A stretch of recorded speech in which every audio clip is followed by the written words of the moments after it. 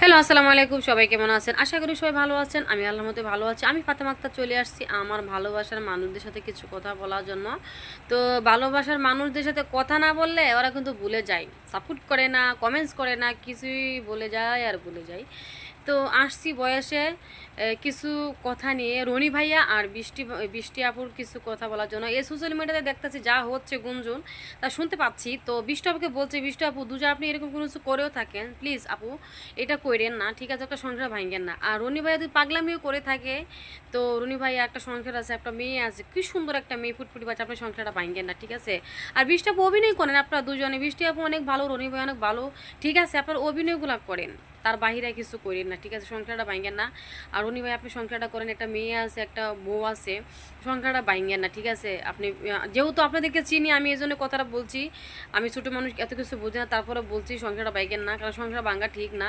তো বৃষ্টি আপুরও বলি, বৃষ্টি আপু দুজি অনেকে, ওনাকে তুমি ভালোবেসেও থাকো, রনি ভাইয়ের যদি ভালোবেসেও থাকো, তুমি এটা রাইট না, এটা সবই ভুল হচ্ছে। তো যেহেতু একটা সংসার আছে, ভিডিও বানাও, অভিনয় করো, জাস্ট এই পর্যন্তই। এর বাহিরে তোমরা দুজন যাই না, অনুরোধ। আমি এখন বুঝি, জানি সব কিছুই। কেন বলছি, তোমাদেরকে আমি চিনি, একসাথে আরও উঠা বসা করছি, খাবার খাইছি, মানে সবসময়। আমি তো বসুন্ধরা যখন ছিলাম, আমি তো প্রতিদিনই এভরিডে আমি চলে যেতাম, যখন আমার অফিস ছুটি হতো তখন 5টা বাজে আমি দৌড়ে চলে যেতাম জিয়া উদ্যান। এখন ওই অনেকে আমাদের ভাইয়ারা আছে, এখন আমি থাকি কিশোরগঞ্জ, আমার জীবন অন্যরকম হয়ে গেছে গা। তো আমি তো আর ওই জীবনে নাই, এখন আমি আছি। আর আমার ভালোবাসার মানুষরা যারা আছেন তারা আমার একটু সাপোর্ট করেন। আর বৃষ্টি আপু, আমি যে কথাগুলো বলতাছি, রনি ভাইয়া আমাকে ক্ষমা দৃষ্টি দেখবেন, আমি না বললে নয়, কিন্তু প্লিজ অনুরোধ, ভাইয়া সংসারটা ভাঙ্গেন না। আমি এখন বুঝি সংসার কারে বলে, সংসারটা ভাঙ্গেন না। তো একটা মেয়ে কেউ চানা যে স্বামীর ভাগ দেওয়ার জন্য, একটা স্বামী এটা করু সেটা করু, কোনো মেয়েই চানা।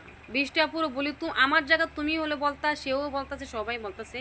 তো একজন হাজব্যান্ডের সাথে এরকম ওঠা বসা করলে সবাই বলবে এইভাবে, ঠিক আছে? দুজনে মিলে অভিনয় করো, জাস্ট এই পর্যন্তই। সাংসারিক জীবনে এভাবে রনিবার সাথে আগাইও না, প্লিজ। ধন্যবাদ। ভুল হয়ে ক্ষমা দৃষ্টি দেখবা। তা আমার ভালোবাসার মানুষের উদ্দেশ্যে বলি যে আমাকে বেশি ঠাকুর করেন, ভালোবাসেন, আমাকে ভুলে যাইন না, ঠিক আছে? এজন্যই বলি, যেহেতু বিষ্ণুপুরে কেন বলছি, তাদেরকে আমি চিনি, জিয়াদান প্রতিদিন যাইতাম, এজন্যই কথা। আর না বললেই পারতাছি না, আমারও খুবই কষ্ট লাগতেছে। ছোটো একটা মেয়ে আছে, খুবই ভালো লাগে মেয়েটাকে। তো সবাই বেশি বেশি করে আমাকে সাপোর্ট করেন, ঠিক আছে? আর আমি সবাইকে বেশি বেশি ভালোবাসবো, ঠিক আছে? আল্লাহ হাফেজ, টাটা, সবাই ভালো থাকেন।